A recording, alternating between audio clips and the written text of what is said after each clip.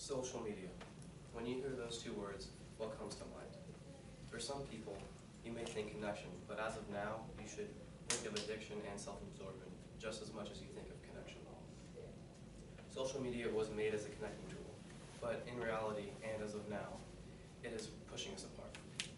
But more importantly, it is pushing apart the younger generation, which it affects more. So as you can see, I'm discussing today social media addiction and how to change it back into the connecting tool it was made for. And there's a definite need for change. With kids getting phones and social media accounts quicker than ever before, it could and has an impact on their social well-being. And if we come together and work on the problems with social media, it would make it such a better place. Not only social media a better place, but also the world. Today, I'll be discussing first, the need for social media to change, second, the solution, and third, what it will look like when we change. And first is the need for change. 78% of the US population has a social network profile. This affects not only how we spend our time, but also how we feel. And with the self-absorption, you're always looking for more likes.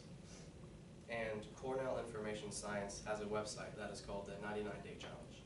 And in that 99-Day Challenge, they help people tackle addiction, and they monitor these people trying to stop going on or stop using certain drugs, but also, as of recently, they did one on Facebook. And many people couldn't make it past the first couple days with Facebook. So that affects how we spend our time. Which goes to show that if you think about how much time you're on social media every day, it is a lot when you could be doing things more productively. And social media for self-promotion. We post pictures of us having fun, or we see supermodels and we think, oh, we just need to look like them. But we get depressed if we're not invited to a party or something like that. And also drama on social media, especially for the younger kids with drama, it really affects their lives at school and also with cyberbullying. And second, the solution. There are many solutions, and one of them includes age restriction, which is something that the social media sites take into consideration, and most of them do have a age restriction, which is being 13, but many of the time it doesn't really matter, and the kids just choose to ignore the fact and don't go to their parents like it says on there. And many websites, including Huffington Post and Wall Street Journal, have said that the later we let our kids get on social media, the better off they will be and the website will be.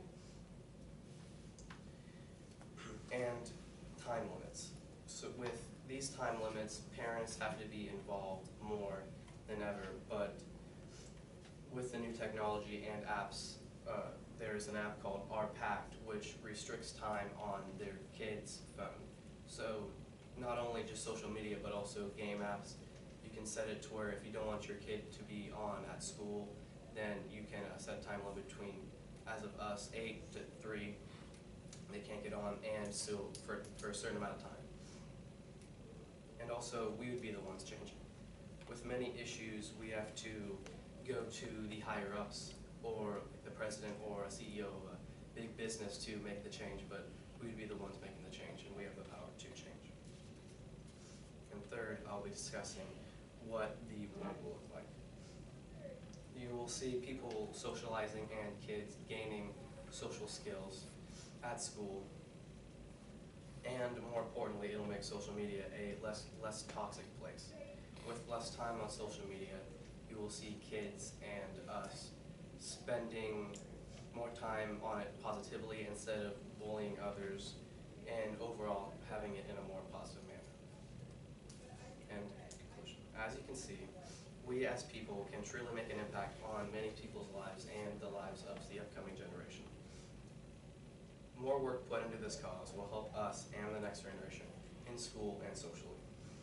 And I urge each and every one of you to do your part in making social media back into what it's supposed to be, a connecting tool for the world.